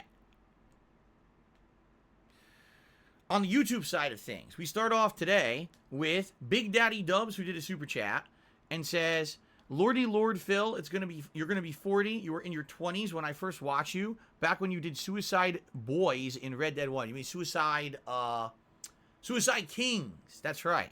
Damn, you've been watching for that long. That's impressive. Thank you for that ongoing support. Kevin Bernstein did a super chat and says, here's for another 40 years of your stream. You and your stream, but he abbreviated it. Got it. Thank you, Kevin. I appreciate that. Kevin did another super chat as well at one point. Thank you very much. Bilo did a super chat and says, here, have some NFT profits. And he did a whopping, I think it was like $40. That was a really generous super chat. Thank you. It was a different currency, so I can't exactly figure out how much it was. but it was quite large. Thank you very much to Bilo for that super chat. That's really appreciated. Thank you, thank you. Bargain Tuesday did a super chat saying, big fan. Is there a chance you can abandon Ghostwire and play more of the smash hit indie sensation Elden Ring? The that's very small indie studio that came out of nowhere and made a giant, amazingly good game, shockingly, right? Yes. Thank you for that Bargain Tuesday. I got a laugh out of it. Nathan Smith did a super chat. He says, when you start playing, look at the moon for 30 seconds, you get a trophy in this game? I'll do that. That's a hidden trophy, huh? All right, let's do that tonight. We'll look for the moon and look at it for 30 seconds. Thank you, Nathan. Kyle Denson did a super chat. Says, I'll become a member. We can play Halo Infinite with you, but 343 Industries is wetting the bed with their lack of content. Apparently, the game is dead. I'm not even kidding. Now I'm seeing people posting up on Twitter, and they're like, I like Halo. I can't even play it anymore. I go to matchmaking. I can't find anyone to play with unless I go to big team battles. Wow. They went from the #1 competitive first-person shooter to I can't even find a match. How the mighty have fallen. That's got to be... Someone's got to do a documentary on those guys to figure out what the fuck happened in this last year and how this game got botched so bad. Nathan Smith did another super chat. He says, I'm a little annoyed PS3 games are streaming only. I'll try them. But if they haven't improved the streaming, I tried PS Now. The streaming didn't work and it was lagging like hell. And everyone says that. So expect more of the same. Smelly Vision became a member for 5 months in a row and says, happy 40th, you beautiful man. I don't know who you're talking to, but thank you for the membership. Zoya did a super chat, and he says, Sony have better games, hence not free at launch. That's subjective. That's not objective at all. I mean, in general, if you take a look at the Sony exclusives versus the Microsoft exclusives in the last year, I'd say there were some good ones and some bad ones on both sides. It's very subjective to say that. And the fact is that they're free on one service and not on the other. That's not subjective. That's objective. And that's the difference here. Marxist Carl did a super chat saying, life hack, uninstall Twitter, you'll be better. Well, as much as I agree with you, I have to use Twitter. It's part of my job. I have to be in on the trends going on. This is how I get my gaming news, and this is how I find out about everything. I have to use Twitter for my job. I would be pretty dumb to not use it because I would basically be uneducated. Tepic Porsche has done a super chat. Thank you to Tepic Porsche. Mozzie just did a super chat. Says, excited for the birthday stream next week and the new member stuff for April. Any future plans with Lego Star Wars? Have a nice day. Yes, I want to play the Lego Star Wars game. I just got too much going on right now, but once I start completing other games this month, then I will play Lego Star Wars, just like I told you guys WWE 2K22 is coming, okay? Fruits07 did a super chat. He says, 1 month of premium, that's how you try it out. Exactly. Basically what you have to do, you pay for the more expensive 1 month of premium of the PlayStation program. That's right. You see if you like it. If you like it, where'd the R go? If you like it, then I guess you buy the year. Again, I don't know how you can really judge even by a month because it seems like month to month the offerings will be different. You know what I'm saying? Because they are. They're going to... 1 month you might get much better games offered because they're all legacy games. You know, you might get better. 1 month they're not as good. You don't know what it's going to be yet, you know. Maybe the first month will be really good and then it'll fall off after that. That's kind of what happened with the PS Plus free games. Some months like, oh my God, look at these amazing games. I got to get PS Plus. And then next month it's like 3 shit games no one cares about. Shout out to Pausen, who just re-upped their membership for 3 months. Thank you to Pausen. I appreciate that. Now he's flipped on to the tip side of things. And it looks like Slayer is our first tipper of the day. And he wants to give us an update on his Elden Ring progress. He says, want to update my Elden Ring progress. I'm currently level 27 in South Limgrave. I defeated the Bloodhound Knight and the ancient hero from the Everjails using the Bloodhound Blade and upgrading to use the Goblin Halberd. Yeah, Bloodhound Blade, really good early game weapon, especially if that's the build you're going for, because it has bleed damage. Not only does it hit for good damage, but it has bleed damage that could really build up. That's how I killed Godfrey. Or, excuse me, that's how I killed Godric. Excuse me, Godric the Grafted. Is I built up bleed damage and ended up killing him with it inadvertently. I didn't even know that was going to happen, and he died. I was like, oh, okay, cool. So, good choice. Thank you for the tip. Goodbye to Brawny. Tipped me $4.20 and says, happy birthday, Phil. Any plans to play Death Stranding Director's Cut? It's releasing today on PC. I have absolutely no interest in replaying Death Stranding at this time. Maybe sometime in the future. But as for now, Playing it once was enough. The story was the major highlight for me. I know the story ain't going to change in the director's cut, so I'm good. Thank you for the tip. Anso Kamaru tipped me $1.50. Says, I've been away from your streams lately. I didn't want to get spoiled on Ghostwire Tokyo. I'm glad to see you've decided to play it. It's a fantastic game. It reminds me so much of my years in Japan. Makes me want to go back. The folklore is interesting. I agree with every single thing that Anso Kamaru just said. That's why I really like the game, and I'm sad to see people being so biased against it and saying it's boring and then having zero justification for saying that. Plum Girl has tipped me $10. Thank you so much, Plum Girl. She says, happy 40th birthday week. I'm celebrating too. My husband and I will get the keys to our first house on Friday. Wow, that's a huge accomplishment. Shit. Congratulations. 2 thumbs up for you and your husband. I'll finally have a home office and 2 golden retrievers will get a big yard. I was in high school when I started following you. Now you're 40 and I'm married. And that's life. And I'm happy that you've been along the journey, and I'm glad that you still enjoy the content. And thank you so much for the support. I'm very happy to hear about your own success. I love hearing about the success stories of my viewers. I really do. Thank you so much. The Dragon Triplets tipped $1.50 and says, I think the most people are hating on Tokyo because of the collectathon element. I agree on that. And the different speaking language. That was one valid criticism that we heard last time. And I will admit that perhaps for my viewing audience, I did make I made a huge boner. Phil made a boner on stream. No, I made a mistake. I maybe should have gone with the English-speaking language. Even though I enjoy the original Japanese voice acting, my viewing audience a lot of times plays my content in the background or while they're doing something else. And when all you hear is Japanese, if you don't understand Japanese, you don't get it. You can't understand what's going on in the game. So it's essentially a playthrough. You have to be actively paying attention to read the ant-like subtitles. And I mean that. They're so small, they look like ants on the screen. Like, you got to be reading constantly. So I agree with you there. Maybe that's a problem. All right? And I'm sorry for that. I should have maybe thought a little better, and next time around, if I play a game like this, I'll likely go with the English dub, okay? Tarantula MS 2018 says, hey, Phil, I'm turning 27 tomorrow. Happy early birthday. It's quite something to think I'll be turning the same age that you were when I started watching you on YouTube. That's when I really was starting on YouTube. I was 27. Way back in the summer of 2009. Happy early birthday. Thank you, Tarantula.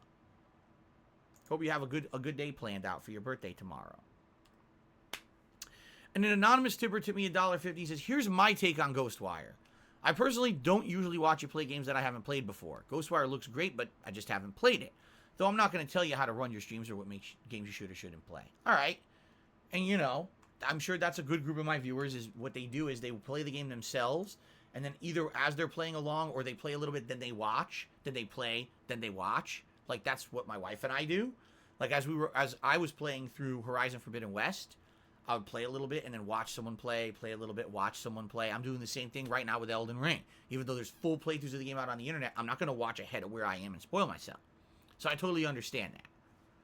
Oh, I didn't finish reading the triplets tip? Oh, shit. Hold on. My bad. She says, I think most people are hating on Tokyo because of the collectathon element and the different speaking language. I'm enjoying it, but I still would like to see you play some WWE because your wrestling playthroughs never miss. Thank you. I totally screwed up there. And I will be playing WWE. It's happening. It's coming. I promise you. It's just that of all the games out, WWE is the game I didn't have to rush to play. There's no major story element that had to happen immediately. You know what I'm saying? And the longer I wait, the more creative content there is, the better that I feel that coverage is going to be. So. All right. Are we good now? What a long pre-stream podcast. Almost 2 hours. I want to play a game now. Is that okay? I hope so.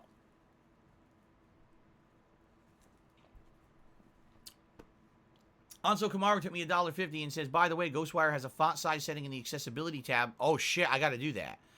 I don't know about the PS5 version because I'm playing it on PC and the default sub size is big enough for me. But, okay, he says it's in accessibility. I swear we did that. I swear we went there, we did it. We'll double check because, man, I want bigger subtitles. Okay, good tip. Thank you. All right, guys, we need to end this pre-stream. We got to play some games today. So thank you for being a great audience. Thanks for interacting. Thanks for the support. Let's end the pre-stream, and then let's get to Ghostwire. Thanks for watching.